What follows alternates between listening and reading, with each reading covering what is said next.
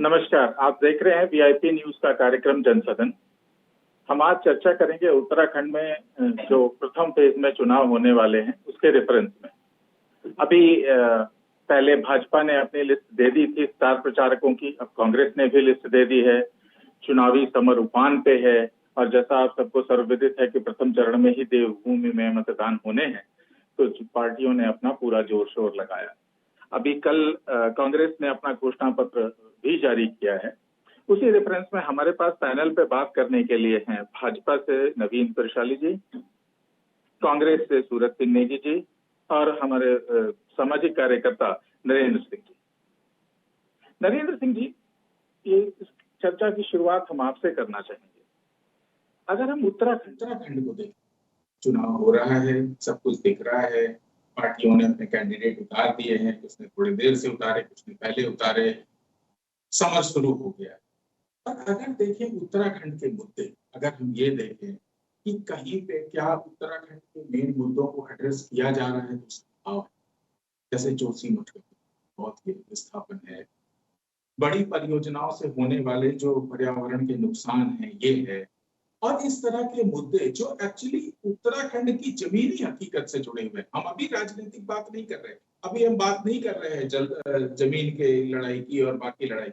उत्तराखंड के सामाजिक सरोकारों से जिससे जनता का सीधा हित जुड़ा हुआ है, ये किसी भी बड़े नेता भी एक आध आके यहाँ जा चुके हैं, और जो हमारे जनप्रतिनिधि हैं उनके भी एड्रेस में कहीं नहीं दिख रहा है।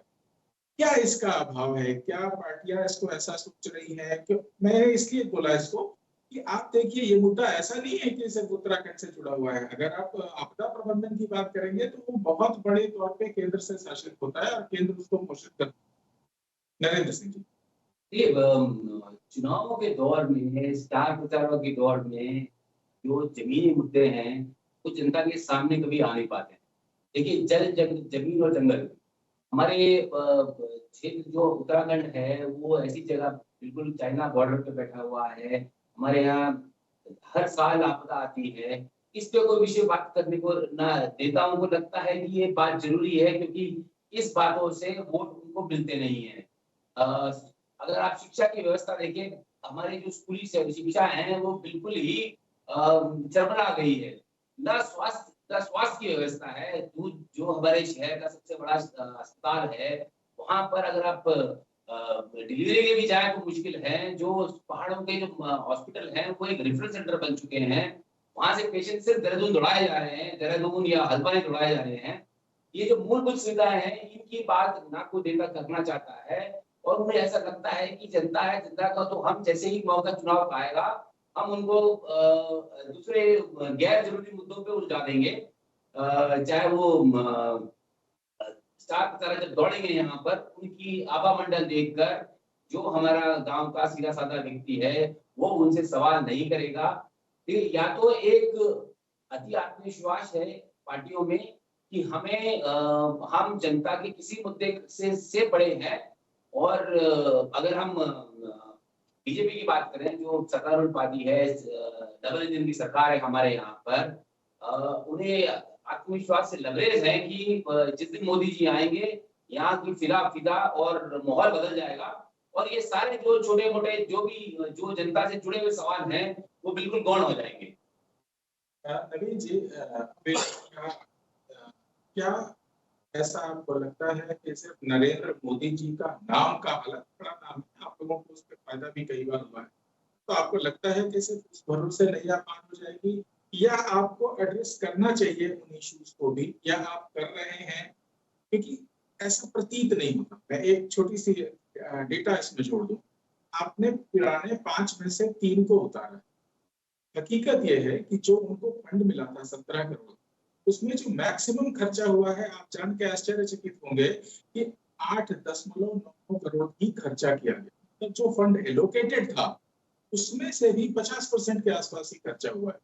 तो अगर हम विकास की बात करें, क्योंकि अगर हम भाजपा के बारे में सोचते हैं कि भाजपा के बारे में सोचता है तो एक चित्रित ये होता है कि हाँ, ये विकास परक लोग हैं और विकास की बात करेंगे, विकास का डेटा हो।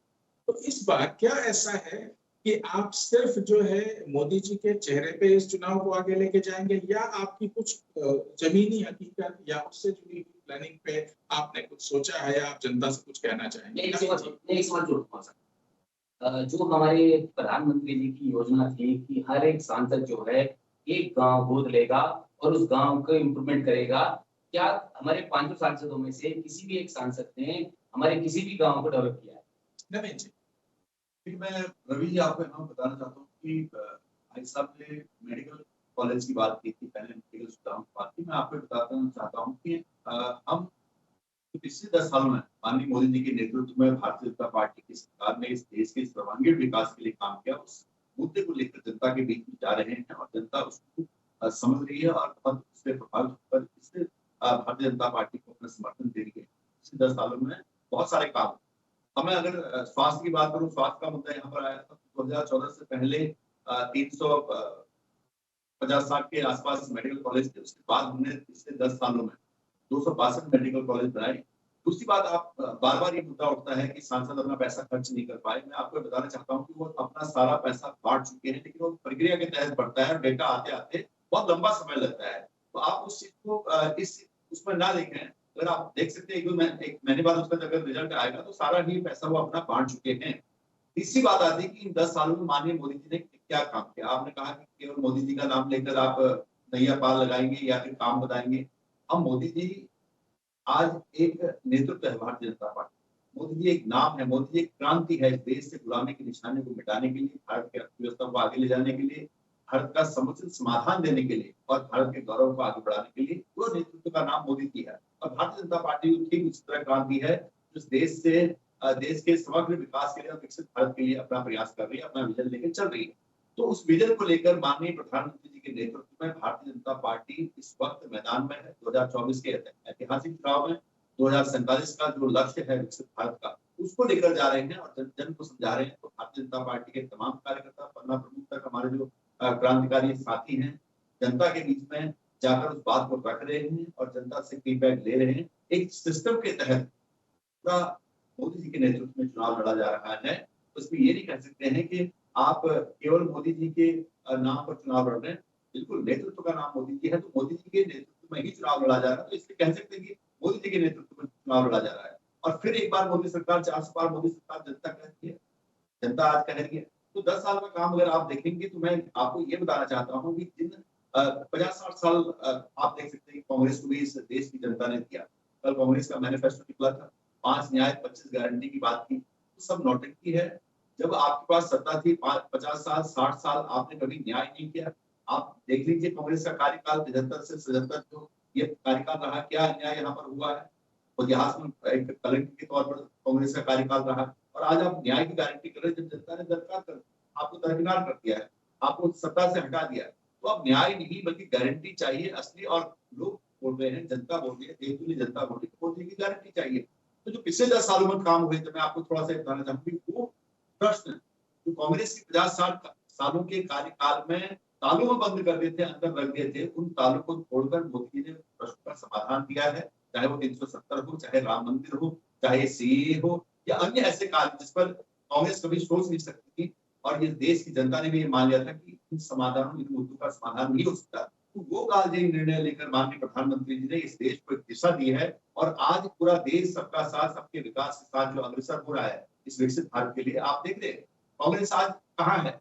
कांग्रेस खाली हो चुकी है, कांग्रेस से लोग आ रहे हैं। चलिए, कांग्रेस का समय यहाँ पर ये बता दूं, चुनाव माहौल है। मैं अपना लास्ट ये जोड़ता हूँ, कल ही हरीश रावत जी का एक बड़ा बयान आया कि हमारी पार्टी सुस्त होती है, हमारे प्रत्याशी चाल सुस्त हो चुकी है। तो आप समझ सकते हैं कि माननीय प्रधानमंत्री जी मोदी जी के नेतृत्व में, भारतीय जनता पार्टी की नीतियों में, हमारे क्रांतिकारी साथियों की मेहनत की बदौलत आज कांग्रेस चुनाव से पहले ही अपनी हार मान चुकी है।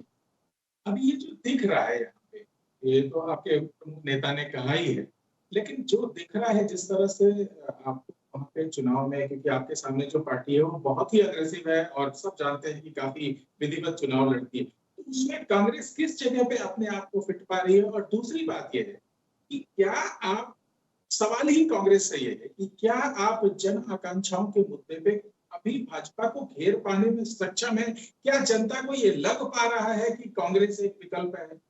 और अगर नहीं लड़ पा रहा तो क्यों? सिंह नेगी जी। देखिए रवि जी, अभी हमने अपने भाई बीजेपी के प्रवक्ता का लंबा चौड़ा भाषण सुना, और जिस प्रकार से ये केवल भाषणबाजी करते हैं, जुमलेबाजी करते हैं, तो बहुत अच्छी इनको प्रैक्टिस है जुमलों की। ये कह रहे हैं हम विकसित भारत की ओर बढ़ रहे हैं। 2014 में डॉलर की क्या स्थिति थी, आज कितने का वो डॉलर हो गया है। विदेशी कर्जा 68 सालों में इस देश पर जितने भी प्रधानमंत्री रहे, उसमें बीजेपी का अटल बिहारी वाजपेयी जी भी शामिल है। 68 सालों में देश के तमाम प्रधानमंत्रियों ने 48 लाख करोड़ का कर्जा लिया, और केवल जो विश्व गुरु जिनको ये बताते हैं, जिनके नेतृत्व में देश जो है बहुत विकास कर रहा है इनकी दृष्टि से, उन्होंने जो है 155 लाख करोड़ का कर्जा ले लिया है। जो बच्चा जन्म लेने वाला जो है माँ के पेट में भी है, उसके ऊपर जो है 1.5 लाख का जो है कर्जा है। तो और ये कांग्रेस की गारंटियों की बात कर रहे हैं, मोदी जी की गारंटियों की बात कर रहे हैं। एक तो मेरे को ये समझ में नहीं आता कि जो पार्टी जो है संगठन की बात करती थी, जिनके यहाँ संगठन सर्वोपरि होता था, उनके यहाँ आज व्यक्ति सर्वोपरि हो गया है, और वो व्यक्ति पूजा में जो है लगे हुए हैं। वो संगठन भूल गए, बल्कि व्यक्ति की पूजा करने में लगे, और एक व्यक्ति की गारंटी हो गई है। और गारंटी की मैं बात करूं तो मैंने आप ही लोगों के चैनलों पे देखा तमाम की जो है प्रधानमंत्री जी ऐसे ऐसे करके गारंटी दे रहे हैं कि 7,000 करोड़ के घोटाले के बाद जेल की सलाखों के अंदर होंगे, और दूसरे दिन वो आते हैं और वो प्रधानमंत्री जी के बगल में होते हैं, उनको उप मुख्यमंत्री बना दिया जाता है। तो एक नहीं, दुनिया भर के उदाहरण है। और जैसे ये कहते हैं कि हमको 400 पार जो है जनता ले जा रही है, अरे 400 क्या, तुम 200 पार भी नहीं जा पा रहे हो। अगर तुमको इतना ही जनता पे भरोसा था, इतना ही अपने कामों पर भरोसा है, तो भैया ये आयात नीति क्यों खोल रखी है, जो तुम दूसरी पार्टियों से आयातित कर करके लोगों को। कल तक तो कहते थे कि ये अगर कुछ बयान दे रहा है तो प्रधानमंत्री जी को गाली दे दी, हमारे नेता को गाली दे दी। अरे वो कांग्रेस की तरफ से बयान देने वालों को, जो अगर तुम्हारे विपक्ष में कोई बात कहता है तो तुम उसको गाली कहते हो, और उन गाली देने वालों को आप अपने सिर पर बिठा रहे हो। अब आप जो है, आपका जो नारा है कि कांग्रेस मुक्त भारत करेंगे, तो ये भी जोड़ दो ना उसमें कि कांग्रेस मुक्त बीजेपी करेंगे।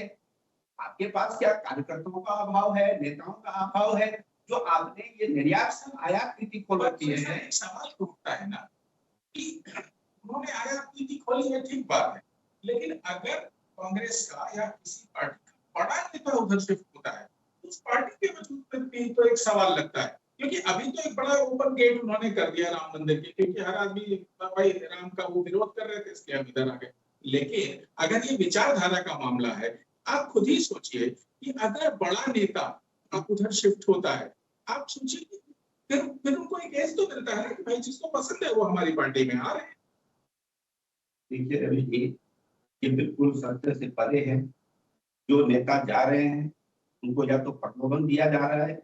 भारतीय जनता पार्टी के उत्तराखंड के प्रदेश अध्यक्ष माननीय जी कहते हैं कि आइए आपको टिकट की गारंटी है, तो आप जो है दल बदल को इस तरीके के प्रलोभन दे करके, और ये तो उन्होंने मीडिया के सामने कहा, जनता के सामने कहा, पर्दे के पीछे पता नहीं क्या क्या हो रहा है। और जिन लोगों के काले कारनामे हैं, जिन लोगों को वो डरा पा रहे हैं, जिन लोगों को धमका पा रहे हैं, वो उनको शामिल करा रहे हैं। और लालच निश्चित तौर पर उसके पीछे जो है स्वार्थ है, लालच है। और नहीं तो जनता जो है इनके 10 साल में एक भी काम ये नहीं बता पा रहे हैं कि इन्होंने कोई बढ़िया काम किया। इनके जो जुमले हैं, 15 लाख हर भारतीय के खाते में आएंगे, काला धन आएगा। अब वो काला धन 10 सालों में पता नहीं कि कहाँ गया काला धन। दूसरा, इन्होंने कहा था कि 2 करोड़ रोजगार देंगे, वो उसका कहीं पता नहीं। और भ्रष्टाचार तो इस देश में इतना बढ़ चुका है, इतना बढ़ चुका है कि, और जो ये कह रहे हैं कि कांग्रेस के शासन में, इनके शासन में घोषित आपातकाल है। मीडिया पर जो है पाबंदी है। तमाम जितने भी चैनल के लोग थे, जो सरकार के सवाल पूछने वाले लोग थे, वह तो या तो जेलों के अंदर हैं या चैनलों से और अखबारों के आते हैं। तो ये सब जनता देख रही है, और जनता ने मन बना लिया है। जनता से बड़ा कुछ नहीं होता। 2004 में भी आपने देखा होगा कि शाइनिंग इंडिया बहुत जोर से चमक रहा था, परंतु सरकार जो है प्रगतिशील गठबंधन की दिल्ली में बन गई थी, तो ऐसा ही इस बार भी होने वाला है। इंडिया गठबंधन अगर ये देखा जाए, जैसे बातें कही जा रही, एक तो मैं तथ्यात्मक रूप से सही कर दूं, प्रधानमंत्री जी ने जरूर कहा था काला धन आएगा, लेकिन 15 लाख का जिक्र उन्होंने सिंगली के फॉर्म में तब भी किया था। उन्होंने जो कहा था वो ये कि जब पैसा आएगा वापस काला धन, तो जो प्रॉपर टैक्स भर रहे हैं उनको टैक्स में रिबेट दिया जाएगा। ये एक्चुअल बात है। बाकी तो जो में कई बात है वो कहीं जाके भी तो बता दें। सर मैं सिर्फ तथ्य रख रहा हूँ, अपने समय में आप इस पर वक्तव्य दीजिए। नरेंद्र सिंह जी, ये तो ठीक है कि लोग आ रहे हैं जा रहे हैं, बट आप समझिए ना, भ्रष्टाचार जिस तरह से उठ रहा है, ये ठीक है कि भ्रष्टाचारी सब हैं और उनको कुछ भ्रष्टाचारियों को अपने में शामिल करना, बाकियों को छोड़ देना, पर ये जो भ्रष्टाचार की गंगोत्री है उसमें आप देखिए कि किस तरह से एक पर्टिकुलर दल जो है दूसरों को ऑब्जेक्ट कर रहा है और क्लियरली ऑब्जेक्ट कर रहा है। आप देखिए कल प्रफुल्ल पटेल जी का वो पहले शामिल कराया गया और प्रफुल्ल पटेल जी के आरोप जो है वो सीबीआई ने दाखिल कर दिया। वहां पे देखिए भुजबल जी का, उन्होंने कहा कि साहब वो तो हमारी फाइल ही गायब हो गई, ईडी जैसी संस्था, ईडी जैसी सक्षम संस्था ये कह रही। अब सवाल ये आता है, जनता ये पूछती है कि साहब भ्रष्टाचार जो मुद्दा है वो क्यों इस तरह से दिख रहा है कि दो मुख्यमंत्री उसमें शामिल हैं, प्रथम दृष्टव्या उन पे कुछ न कुछ आरोप हैं जिसके आधार पे कोर्ट उनको जमानत नहीं दे रही है। तो ये चीजें जनता में जा रही है ना कि साहब भ्रष्टाचार के खिलाफ कुछ काम। Narendra Singh ji, sir narrative set करना उसमें बीजेपी को महारत हासिल है। देखिए जितने भी करप्ट पॉलिटिशियन हैं, देखिए मोदी जी ने कहा था कि हमें देश को कांग्रेस मुक्त करना है, परंतु उन्होंने ये नहीं कहा कि हम कांग्रेस के जितना कूड़ा कबाड़ा है वो हम अपने यहाँ भर लेंगे और जितने भ्रष्टाचारी है वो अपने यहाँ भर लेंगे। चाहे आप छगन भुजबल, जैसे आपने महाराष्ट्र की बात करी तो वहीं से चलते हैं, चाहे वो छगन भुजबल रहे हो, चाहे वो अजित पवार हो, चाहे वो अपने प्रफुल्ल पटेल हो, जिस दिन भर्ती या आपके वो एनसीपी के नारायण राणे हो, जो भ्रष्टाचारी थे जैसे ही बीजेपी में भर्ती किए गए उनके खिलाफ चल रहे सीबीआई और ईडी के केस तुरंत निपटा दिए गए। आप चाहे बंगाल में देख लीजिए, शुभेंदु अधिकारी जी, नारदा शारदा सारे स्कैम थे वो आज बिल्कुल पाक साफ है। हेमंत बिस्वा शर्मा वो भी नारदा स्कैम में इन्वॉल्व थे, उन्हें सबसे ज्यादा भ्रष्टाचारी कहा गया था। 2014 के पहले चुनाव में जब प्रधानमंत्री जी वहां गए थे, उन्होंने उनको बड़ा चोर घोषित किया गया था और आज वहां के मुख्यमंत्री हैं। आप मणिपुर का जो सीएम था, जो कांग्रेस का सीएम था, उसे उठा के वीरेंद्र सिंह जी उसे उठा के आपने भर्ती कर लिया बीजेपी में और वो बिल्कुल पास हो गए। आज आपकी सरकार वहां पर है मणिपुर में।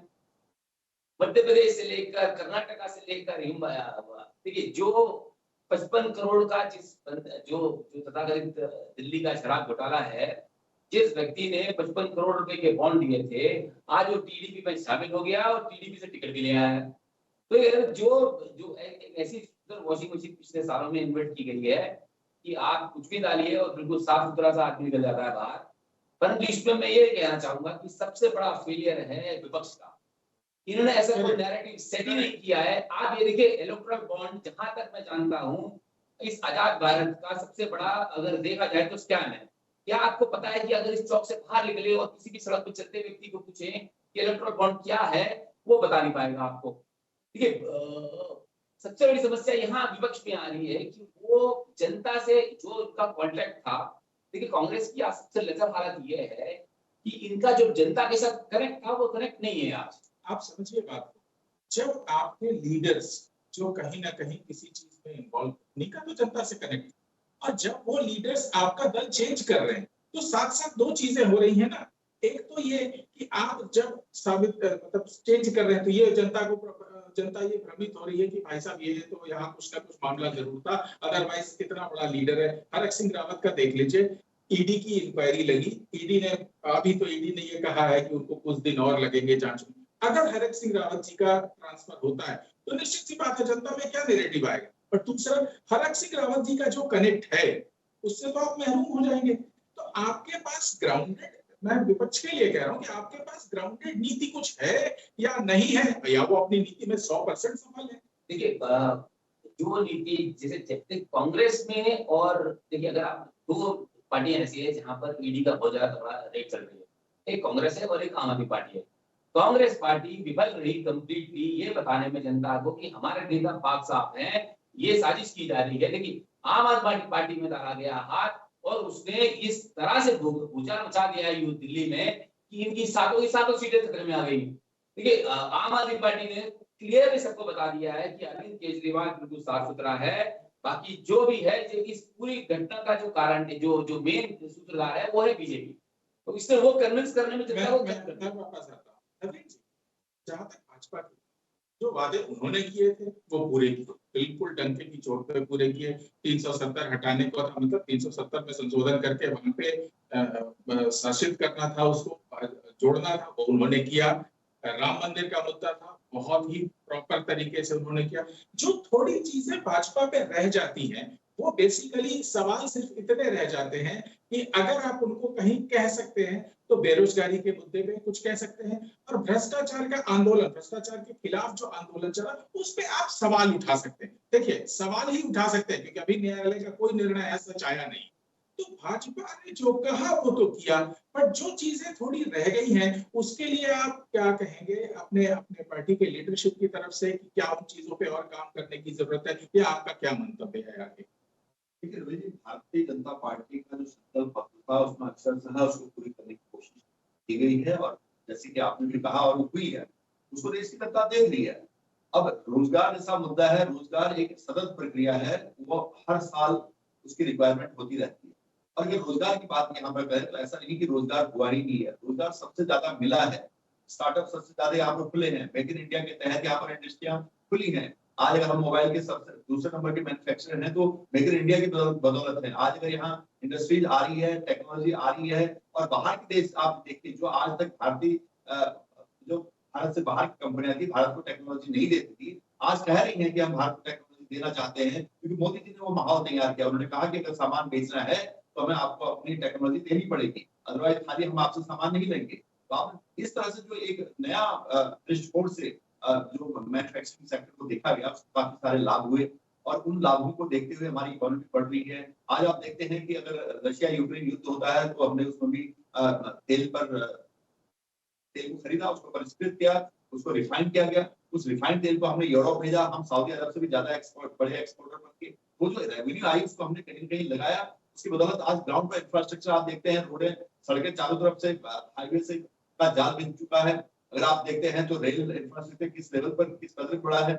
आज आप देखते हैं एयरपोर्ट्स की कितनी ज्यादा यहाँ पर तादाद बढ़ी है, कितने सारे एम्स यहाँ पर ऑपरेशन हुए हैं। अगर मैं बात करूँ 2014 से पहले 6 एम्स थे यहाँ पर, और अब 15 और ऑपरेशन हो गए, और 7-8 पर और काम चल रहा है, बाकी की और प्लानिंग है। तो इस प्रकार से आप देखते हैं उत्तराखंड की बात करूँ जहाँ आप बैठे हैं, दिल्ली दूर एक्सप्रेस वे बन रहा है, जहाँ से 2.5 घंटे में आप दिल्ली का रास्ता सफर पार करेंगे। आज हम पहाड़ों में जाते हैं, अपने गाँव में जाते हैं, तो कितना जल्दी आसान सफर हो गया। चाहे आप देहरादून से उत्तराखंड, चाहे देहरादून से उत्तरकाशी कीजिए, देहरादून से चमोली कीजिए, देहरादून से आज बागेश्वर भी जाना हो, तो हर पहाड़ी क्षेत्र को आज जोड़ दिया गया सड़क मार्ग से, और कनेक्टिविटी टाइम कम हुआ। तो विकास का पहला जो होता है, पहला पड़ाव है इंफ्रास्ट्रक्चर, रोड इंफ्रास्ट्रक्चर, ताकि वहां से आप ट्रांसपोर्टेशन आसान हो पाए, वो आपने पूरा किया। उसके बाद आज जो ऋषिकेश कर्णप्रयाग रेल है, आप देखें कि आजादी के बाद उत्तराखंड की सीमा में एक पटरी नहीं बिछाई गई कांग्रेस के जमाने में। अगर कहीं है तो नेगी जी बताएं। आज हमारी सरकार ने ऋषिकेश कर्णप्रयाग रेल लाइन को बना के पूरा करने का प्रयास किया है। बहुत सारी उसमें चैलेंजेस आए, लेकिन उन चुनौतियों से पार पाते हुए आज वो लगभग रेडी हो चुकी है, और कुछ दिन बाद हम यहाँ से कर्णप्रयाग के रेल में जाएंगे। तो इस प्रकार की जो यहाँ पर काम हुए हैं, इस प्रकार के जो निर्णय लिए गए हैं, तो मोदी है तो मुमकिन है। इस बात को लोग कहते हैं तो इसलिए कहते हैं कि मोदी जी जो प्लानिंग करते हैं, उस प्लानिंग को एक तय समय में पूरा करने का कार्य करते हैं। पहले आप देखते थे रोड बनती कैसे बनती थी, आज कटान हो रहा है, अगले 5 साल बाद उसमें फिर सॉइलिंग होगी, फिर अगले 5 साल में उसमें डामरीकरण होगा, तब जाके रोड चलने वाली होती है। आज 3 साल लगते हैं इस रोड को कंप्लीट होने में। आज 50-50 किलोमीटर का एक्सप्रेस हाईवे यहाँ बन रहा है। तो इतनी प्रगति हुई है, जो काम की गति और काम का विस्तार जो हुआ है वो एक अभूतपूर्व है, उसको जनता महसूस कर रही है। अब कांग्रेस नहीं मान रही, उसको कोई फर्क नहीं पड़ता, इसलिए कांग्रेस का वो हाल हो गया। अगर नेता आ रहे हैं वहां से तो किस प्रकार जा रहे हैं, भारतीय जनता पार्टी कभी कांग्रेस के दफ्तर में गई कि आप आइए आप करिए, वो खुद ही हमारे ऑफिस तक आ रहे हैं उनको, और आते हुए ये कह रहे हैं कि भाई हम सनातन विरोधी जो सनातन विरोधी कांग्रेस है उसमें हम नारे नहीं लगा सकते। कल ही गौरव वल्लभ जी आए, उन्होंने कहा कि मैं सनातन विरोधी कब तक नारे लगाऊं उनके इशारे पर। कितने दिन नारे लगाए उन्होंने सनातन सर, मैं आता हूं विरोध आपके पास, आप आइए, इनके पास आइए। उन्होंने आया एक नारा लगाइए उनका। उनकी बात में जो बात देखिए, आपके यहाँ मौन स्मृति तो है, सनातन के विरोध में आपकी मौन स्मृति तो है, ये तो आप मानेंगे कि आप कांग्रेस की मौन स्मृति सनातन के विरोध में होती है। आपने भगवान राम का विरोध किया, आपने भगवान राम के अस्तित्व को नकारा, उसका परिणाम है ना आज ये सारे लोग जो आपके यहाँ से उनको लगा कि कांग्रेस की विचारधारा ही गलत है, मैं कांग्रेस खत्म हो चुकी है। नहीं जी, देखिए मुख्य सवाल ये कि किस तरह से चीजों को कहा जा रहा है। अभी भी कुछ दिन पहले जितेंद्र सिंह जी ने जो जवाब दिया सदन में, उसमें राम सेतु के बारे में कहा कि हम निश्चित नहीं। जब आपने कहा तो वो नैरेटिव हो गया और पूरी जनता को पता चल गया कि साहब आप राम विरोधी हैं। जब उन्होंने कहा तो शायद आज मैंने कहा है तो कुछ दर्शक हमारे जान रहे होंगे, वरना आप भी बता दीजिए कि आपने कितने प्रयास किए। सवाल यही है कि क्या आप जनता तक जब तक नहीं पहुंचेंगे, रूट तक नहीं पहुंचेंगे, वो तो बातों को बिल्कुल मानेगी ना, एक्सेप्ट करेगी भी, क्योंकि वो तो सिंपल नैरेटिव जा रहा है कि साहब आप उसमें नहीं गए, ठीक बात है, आपने एक प्रयास किया, हालांकि आपने उस समय एक मंदिर में बैठने की कोशिश की थी, लेकिन उस मंदिर में बैठने का फायदा क्या जब असम में आपको रोक किया गया और आपने उसका कोई भी प्रोपेगेंडा क्रिएट नहीं किया। निकी जी, पहले तो मैं इनकी बात करने बावजूद ये कह रहे हैं कि रूस यूक्रेन युद्ध में है, हमने रूस से तेल खरीदा। मैं इनको बता देना चाहता हूं कि भारत सरकार ने कोई तेल नहीं खरीदा। तेल खरीदा अडानी और अंबानी ने। नहीं, भारत सरकार की एक कंपनी ने भी खरीदा, जिसका इस समय आप देखेंगे पेट्रोल पंप पे जियो बीपी करके लगा है, उस कंपनी ने भी खरीदा, वो भारत सरकार का ही था। आप दूसरा ये जान लीजिए, मैं जोड़ दूं तथ्यात्मक रूप से सही कर दूं। दूसरा ये जान लीजिए कि जो भी पेमेंट हुआ, यही तो मैं कह रहा हूँ, आपकी समस्या यही है, जो भी पेमेंट हुआ वो बिना भारत सरकार के कंसर्न के हो ही नहीं सकता था। अभी आज अगर आपके दिन कहें, क्योंकि वो डायरेक्ट रूबल में नहीं हो रहा था पेमेंट, ध्यान रखिएगा, और अगर आज आप कहें कि अंबानी और अडानी ने खरीद लिया, तो फिर जनता ये सवाल पूछती साहब खरीद कैसे लिया जब वो तो एक्सचेंज डायरेक्टली हो नहीं रहा था डॉलर से। इसका मतलब उसमें भी गवर्नमेंट ऑफ इंडिया इन्वॉल्व थी। आप ये देखिए कि चाइना की करेंसी के माध्यम से, युआन के माध्यम से तेल खरीदा गया, फायदा चाइना को हुआ, भारत की अर्थव्यवस्था को उससे कुछ फायदा नहीं हुआ। तो ये जो कहते हैं कि हमने सस्ता तेल, अरे सस्ता तेल खरीदा तो आप जो पत्र जारी करके बताओ कि कितना प्रॉफिट आपने कमाया, देश को क्या लाभ हुआ उसका। और दूसरी जो ये राम मंदिर की बात करते हैं कि राम मंदिर हमने बनाया, तो राम मंदिर में आप जो ये कह रहे हैं कि हमने बनाया, वो तो कोर्ट के आदेश से बना।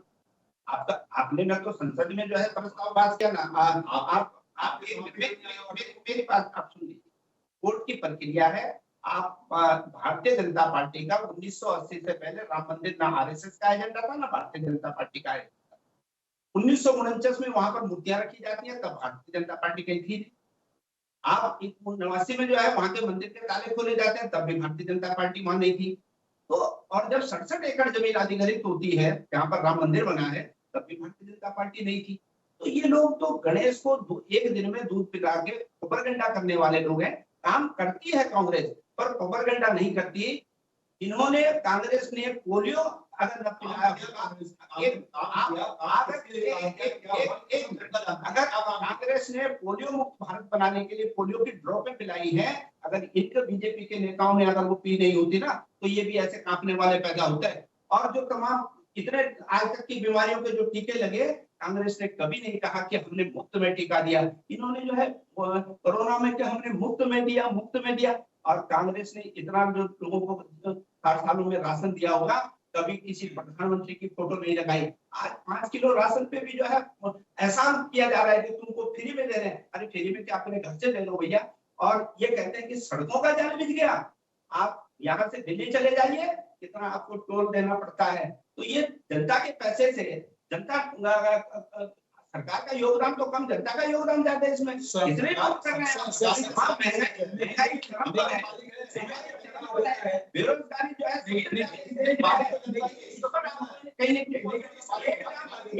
आपने नहीं बनाया,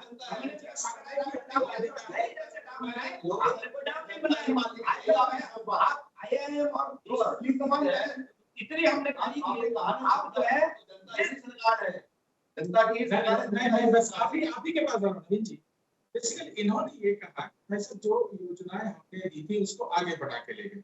अच्छी बात है, कोई बुराई भी नहीं है, मतलब प्रक्रिया है। कल को कोई सरकार आएगी, वो आगे बढ़ा के ले जाएगी।